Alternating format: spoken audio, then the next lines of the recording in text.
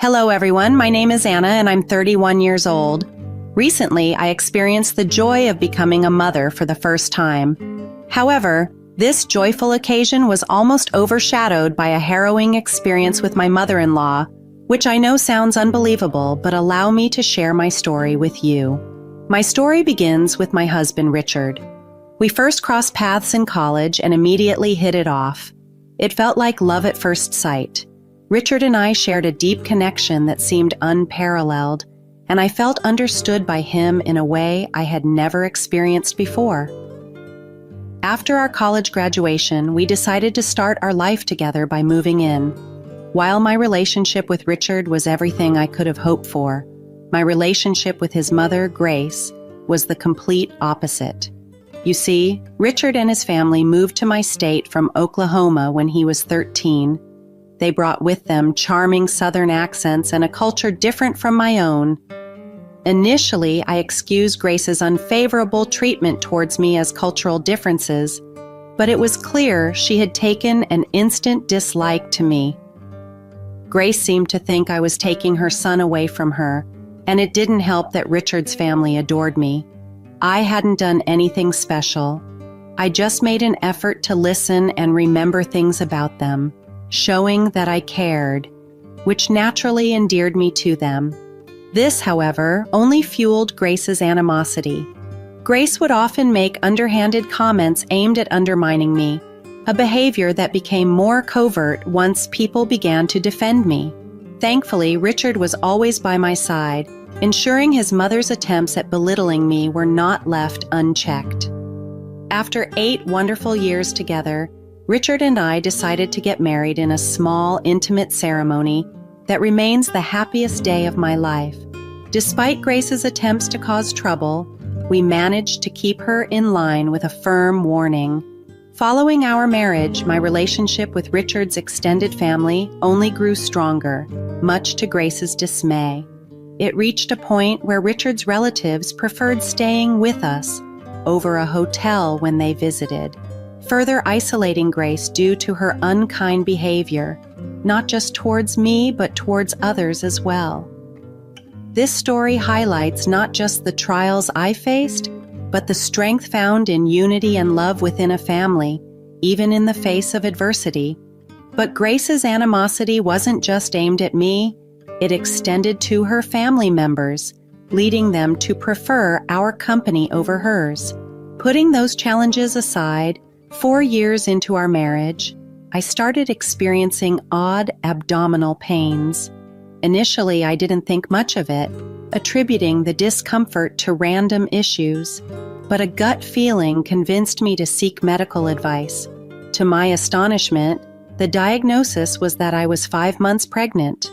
This news was completely unexpected, especially since I hadn't noticed any significant changes in my body. Any weight gain, I assumed, was due to holiday indulgences. Filled with excitement, I planned a special dinner to share the news with Richard upon his return home. I prepared his favorite dishes and opened a bottle of fine wine, setting the stage for our memorable moment. "Welcome home, sweetie. What's with the grand setup?" Richard was puzzled but intrigued. "I have something wonderful to share. But first, sit down and let's enjoy this moment," I said, trying to contain my excitement. Richard, now curious, asked, "Should I be worried?" "Not at all. I think you'll be thrilled," I assured him, eager to see his reaction. "So, you know the strange pains I've been having? I saw a doctor today and it turns out they're not what we thought." Richard looked concerned. "What's going on?" "I'm pregnant! We're 5 months along already!" I exclaimed, barely containing my joy. Richard's face lit up with happiness and disbelief. "How is that even possible?" I explained, "Apparently it's a hidden pregnancy. I've had no symptoms apart from those pains, which were baby kicks." Richard hugged me, overwhelmed with joy. "This is incredible news, and what perfect timing too, now that we're in a good place financially. I've been wanting to talk about starting a family." As our joy bubbled over, a shadow of concern crept in regarding Grace's reaction to our happiness. I'm worried about how your mom will react given her feelings towards me, I admitted. Richard reassured me, "Don't worry, I'll talk with her. Your only job is to enjoy this time and feel like the queen you are." Despite the complexities surrounding us, this moment was ours, a beacon of joy amidst the trials, promising a new chapter filled with love and unity. Richard and I agreed that waiting to discover our baby's gender before throwing a celebration was a lovely idea. In the meantime, we indulged in our little celebration, feeling ecstatic about the pregnancy. We hadn't planned everything out yet, but we were financially prepared for when the time came to start a family. A month later, we shared our joyful news with our families. My family was thrilled, and so were most of Richard's family members except for Grace. Her reaction was minimal, save for a noticeable scowl directed our way. Despite her response, we planned a gender reveal party to share the excitement with our loved ones. We decided on a backyard barbecue and revealed the baby's gender through the classic cake-cutting method. Discovering we were having a boy brought me immense happiness, and I eagerly anticipated setting up the nursery. During the party, I reveled in the attention and care of everyone, answering questions and feeling like the center of the universe. However, I noticed Grace's absence. Upon inquiring, I learned she was inside the house. Concerned, I went to find her and eventually spotted her at the top of the stairs. Approaching her, I asked, "Grace, what are you doing up here? Everyone's celebrating downstairs." "I'm searching for evidence," she replied, her tone cold. "Evidence of what?" I was confused. "Of your deception," Grace accused, implying doubt about my pregnancy. Shocked, I responded, "What do you mean? Why would you think my pregnancy isn't real?" "You're too small for 7 months. There's no way you're pregnant," she retorted, her skepticism clear. I tried to reason with her. "Every pregnancy is different, Grace. Just because I'm not showing as much doesn't mean I'm not expecting." But she continued to accuse me, "You're just craving attention." Why would I invent a pregnancy for attention? What reason would I have to want that? I questioned, genuinely perplexed by her accusation. Grace then revealed her deep-seated jealousy. "I know your type. You're envious that my son devotes all his attention to you." Her words highlighted the extent of her misunderstanding and the depth of her unfounded resentment. It was clear that our differences were about more than just cultural misunderstandings or personal grievances. They were rooted in her insecurities and fears of being replaced in her son's life. During a tense confrontation with Grace, I tried to reason with her. "Grace, it feels like you're transferring your insecurities onto me, and I can't help but feel upset by that. The attention you're accusing me of seeking? I'm not after that. It seems you're the one feeling robbed, but causing stress like this isn't good for anyone, least of all my baby. I'm going to leave now. Your hostility isn't worth the spotlight you claim I'm stealing." But her bitterness was unyielding. "Nobody cares about you. What are you trying to prove?" The last thing I recall was the sharp shove, the tumble down the stairs, and the overwhelming agony that enveloped me before darkness took over. Waking up in the hospital was disorienting. Tubes were attached to me and pain radiated from my abdomen. Beside me, Richard, whom I affectionately call Mark, was a sight for sore eyes, though he was caught in an uneasy slumber. My cough startled him awake, his expression a mix of shock and relief. "You're awake, thank God," he murmured, struggling to maintain composure. Confused, I inquired about the events leading to my hospitalization. "What happened?" "I don't remember slipping."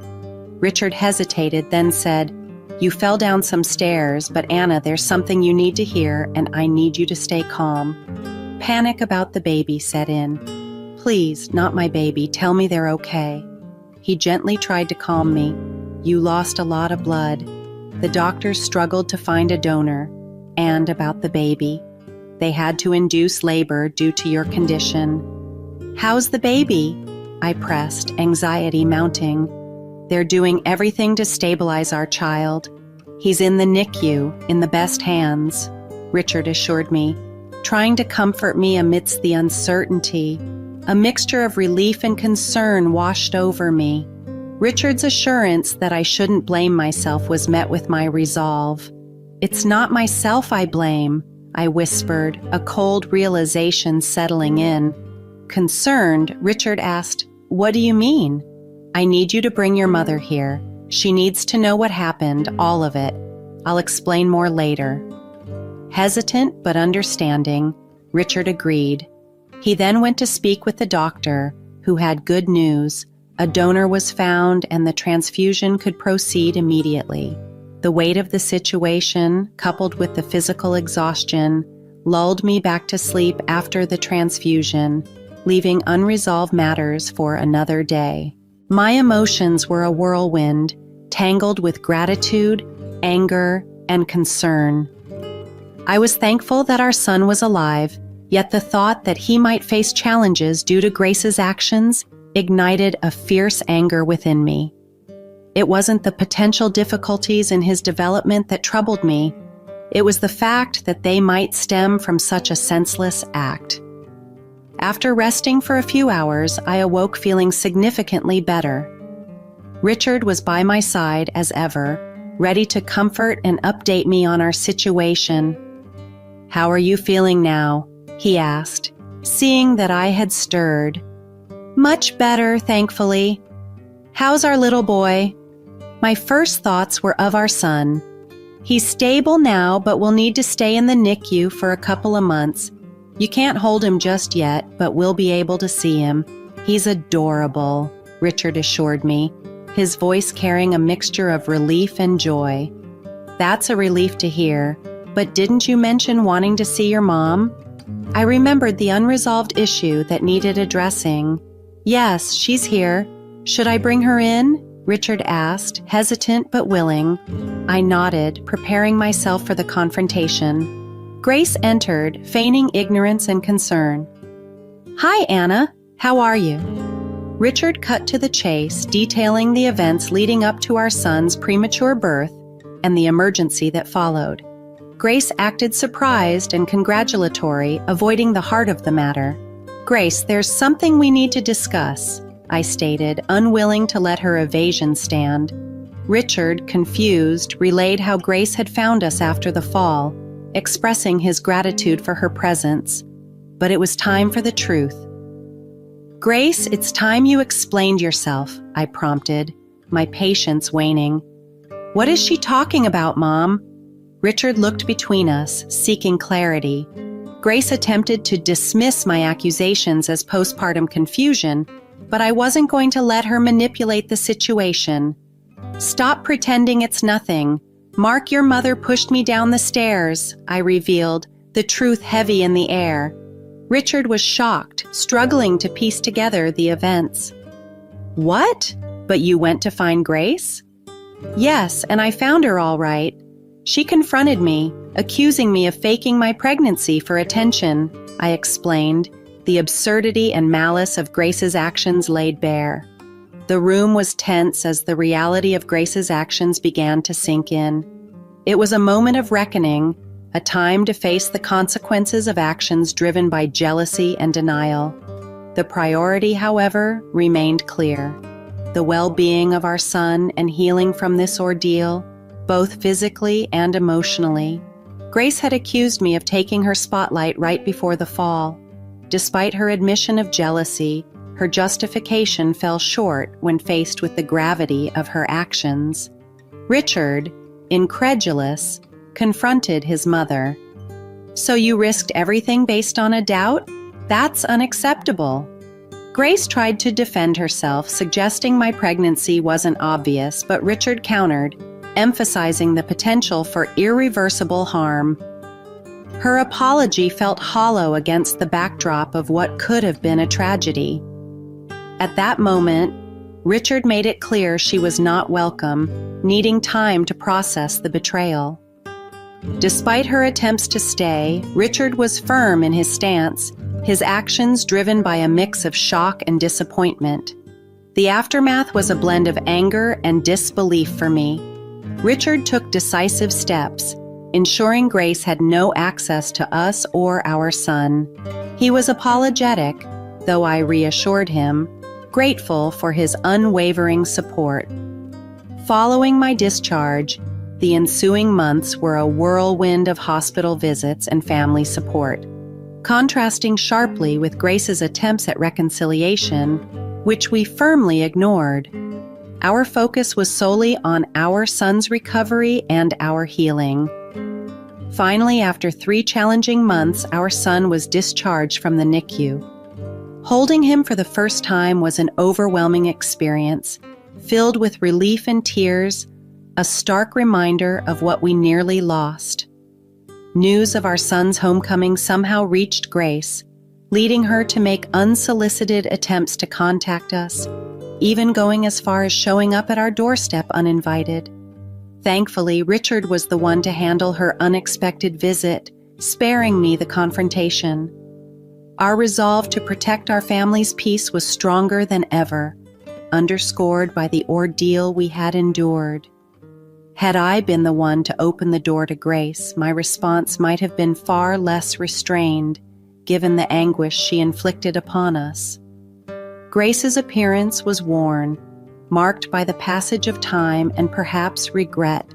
Her eyes brimmed with tears as she implored Richard for a chance to speak, a plea for reconciliation that fell on understandably deaf ears. "Please, I need to talk," she urged, her voice a mix of desperation and sorrow. Richard, however, remained resolute. "Why do you think you have the right to see our son after everything you've done?"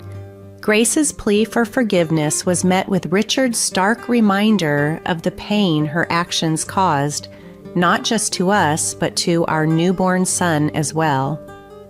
"I thought I was protecting you," Grace claimed, believing her actions were justified by a misplaced rivalry with me. "How could endangering Anna and our son ever be seen as protecting me?" Richard countered, disbelief and frustration evident in his tone.